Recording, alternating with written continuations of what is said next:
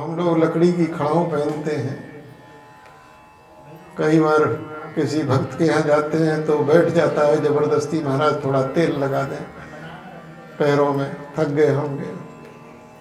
वो जब नीचे हाथ लगाता है तो कहता है महाराज बिल्कुल सीधी रेखा बन गई। हमने कहा लकड़ी की खड़ाऊ पे तो यही बनेगी, कड़क हो गए हैं। श्री हनुमान जी जब भगवान को देखते हैं कोमल अंगों की तरफ तो भगवान कठोर जान प्रतीत होते हैं, क्षत्रिय रूप।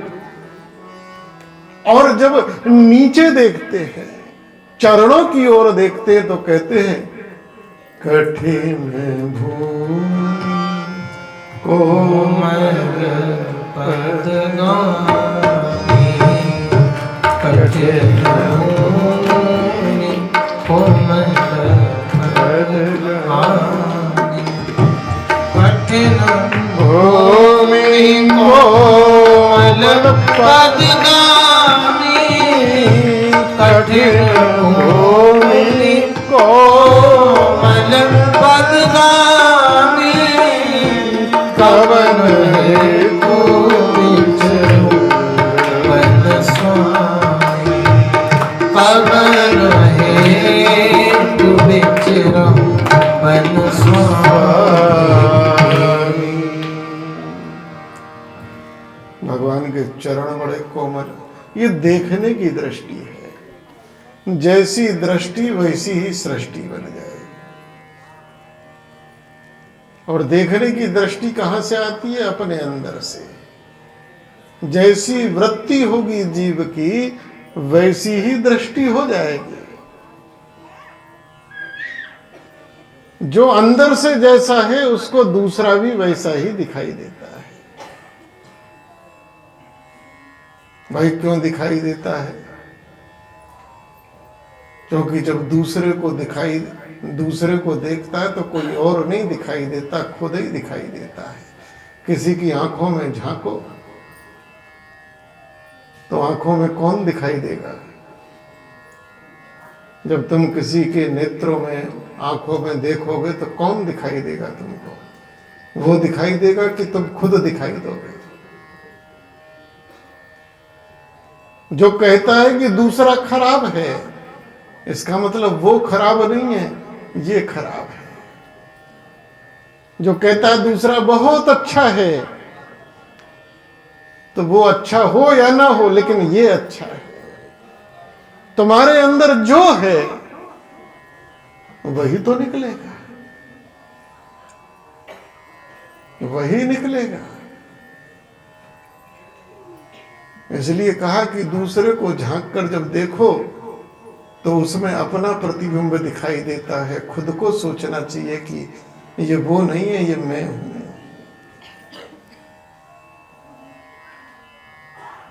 जैसी वृत्ति होगी। जब हनुमान जी ऐसे देखते हैं तो ये अहंकार की वृत्ति है। जब ऐसे देखते हैं तो ये अहंकार की वृत्ति है। तो दृष्टि भी वैसी हो जाएगी और सृष्टि भी वैसी हो जाएगी। जब ऐसे देखते हैं तो परमात्मा कठोर जान प्रतीत होता है, लेकिन जब शरणागति के भाव से देखते हैं, विनम्रता से देखते हैं, झुककर नीचे देखते हैं, तो परमात्मा कोमल दिखाई देते हैं, क्योंकि शरणागति की वृत्ति हो गई। जैसी वृत्ति, एक बार हमारे कोई दिव्य महापुरुष कथा कर रहे थे।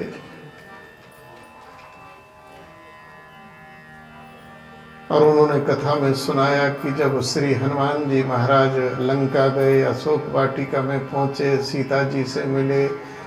वाटिका बड़ी सुंदर थी, उसमें बड़े सुंदर सुंदर पुष्प खिले हुए थे और बड़े सुंदर सुंदर, बड़े श्वेत रंग के बड़े सुंदर सुंदर पुष्प थे। तो हनुमान जी, जहां राम की कथा होती है, राम का नाम होता है, वहां हनुमान जी रहते हैं। हनुमान जी को लगा कि ये संत कोई साधारण नहीं है, तो बड़े तपस्वी संत है, सिद्ध संत है, गलत बोल रहे हैं। अब संत गलत बोले अच्छी बात थोड़ी है। और गलत क्या बोल रहे हैं? ये कह रहे हैं कि अशोक वाटिका में जो पुष्प थे वो श्वेत थे, लेकिन मैं तो खुद गया था, वहां तो एक भी सफेद रंग का फूल नहीं था, सारे फूल लाल ही लाल थे। तो हनुमान जी कूद के प्रकट हो गए, कहने लगे बाबा जी आप गलत बोल रहे हो, वहां सफेद नहीं लाल थे। संत ने कहा जो शास्त्र में लिखा है सत्य वही है। तुम असत्य हो सकते हो, लेकिन शास्त्र कभी, ग्रंथ असत्य नहीं हो सकता। ग्रंथ में जो लिखा है वो शास्त्र सत्य है। फूल सफेद है। हनुमान जी ने कहा आप लंका गए थे? बोले मैं तो नहीं गया। बोले जो खुद अपनी आंखों से देखकर आया उस पर विश्वास नहीं? बोले मुझे ग्रंथ पर विश्वास है। बोले वहां एक भी सफेद नहीं था, सब लाल लाल थे। दोनों में बहस हुई तो बोले कि निर्णय कैसे हो? तो दोनों ने विचार करा कि ऐसा है, सीता जी के पास चलते हैं। श्री जानकी जी वहां पर पूरा 6 महीने रही हैं, रोज देखती थी, उनको पता होगा। हनुमान जी भी थोड़ी देर को गए थे तो कुछ कई बार लाइटिंग का प्रभाव हो जाता है।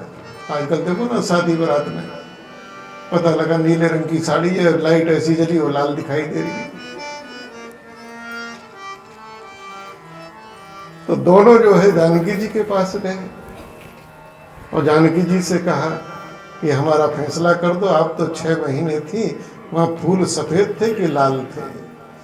पर श्री जी ने कहा, जानकी जी बोली न सफेद थे न लाल थे, मैं तो रोज देखती थी। बोले तो फूल कैसे थे? बोले श्याम वर्ण के थे। अब पहले तो झगड़ा 2 ही लोगों में था, 3 में हो गया। महाराज गए थे समाधान के लिए, ये तो और उलझन हो गई। और कोई भी अपनी बात से हटने को तैयार नहीं। महात्मा जी के जो शास्त्र में लिखा है, हनुमान जी के मैं अपनी आंखों से, सीता जी के तुम तो थोड़ी देर को, मैं तो 6 महीने। तो तीनों मिलकर भगवान के पास गए। श्री राम से जाकर कहा कि साहब हमारा समाधान करो। राम जी भी धर्म संकट में पड़ गए, ये भक्तों का झंझट है, अब मैं किसको असली कहूं, किसको नकली कहूं, किसको सत्य कहूं, किसको, लेकिन कहना तो पड़ेगा। इसलिए राम जी ने अपना निर्णय सुना दिया। बोले देखो, जो संत कहते हैं, जो ग्रंथ कहता है, शाश्वत सत्य वही है, सनातन सत्य वही है। संत ग्रंथ कभी असत्य नहीं हो सकते, शाश्वत सत्य है। इसलिए फूल तो सफेद ही थे। अब हनुमान जी थोड़ा सा मुंह बनाए, लो भैया। लेकिन राम जी ने कहा, हनुमान जी तुम भी गलत नहीं हो। ये बताओ, अशोक वाटिका में जाने से पहले तुम कहाँ गए थे? अरे महाराज कहाँ गए थे? रावण के महल में गया था, पड़ा पड़ा सो रहा था, और देखते ही ऐसा क्रोध आया, आंखें जलने लगी, लपटें निकलने लगी इसका। अभी बोले तुम्हारी उस समय वृत्ति क्रोध की वृत्ति थी, तुम क्रोध की वृत्ति से देख रहे थे, इसलिए तुमको लाल ही लाल दिखाई दे रहा था। अब सीता जी बोले कि ठीक है, अपने संत को और भक्त को तो प्रसन्न कर लिया, घर में आना फिर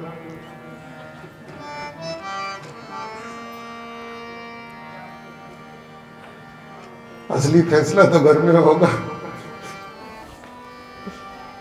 लेकिन राम जी ने कहा, सीता जी आप भी गलत नहीं हो। आप ये बताओ, आपके नेत्रों में कौन समाया था? आपके हृदय में कौन था?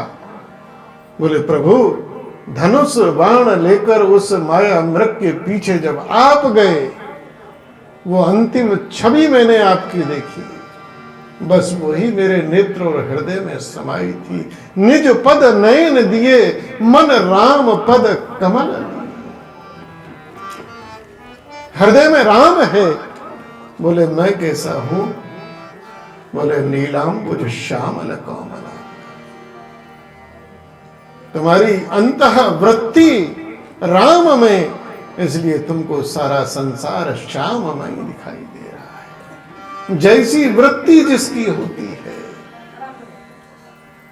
ये जो जगह जगह बुराई करने वाले लोग हैं ना, ये किसी दूसरे की बुराई नहीं कर रहे, ये अपने ही अंदर की जो विकार है, वासना है, बुराई है, उसको कह रहे हैं। क्योंकि जो अंदर है वही तो निकलेगा।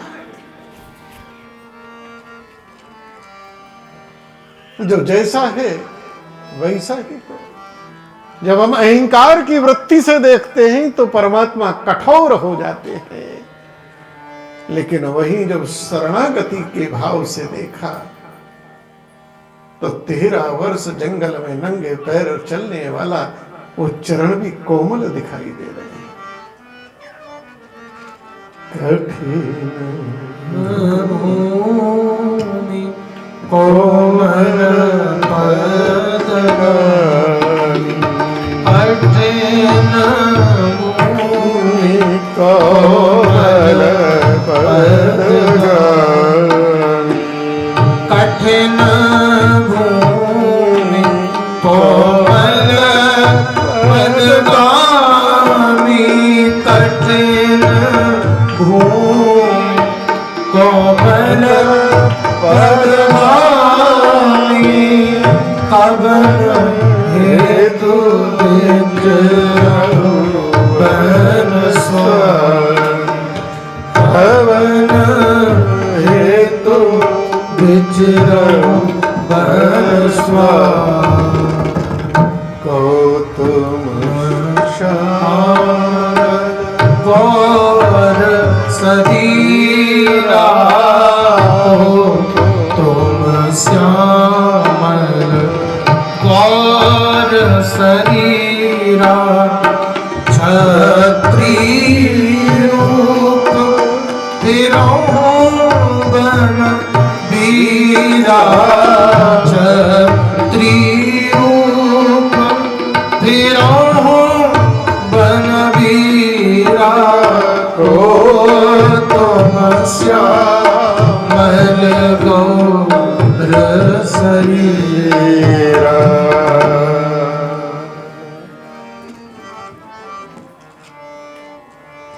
भगवान हनुमान जी ने 3 प्रश्न किए।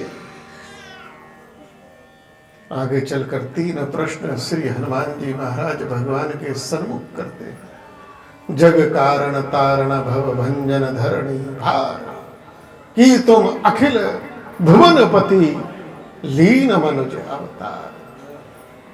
ये 3 प्रश्न भगवान से किए हैं। समय हो गया, इसलिए आज के इस कांड को भगवान के चरणों में समर्पित करें। अब सौंप दिया इस जीवन का संभार, हाथों में संभार तुम्हारे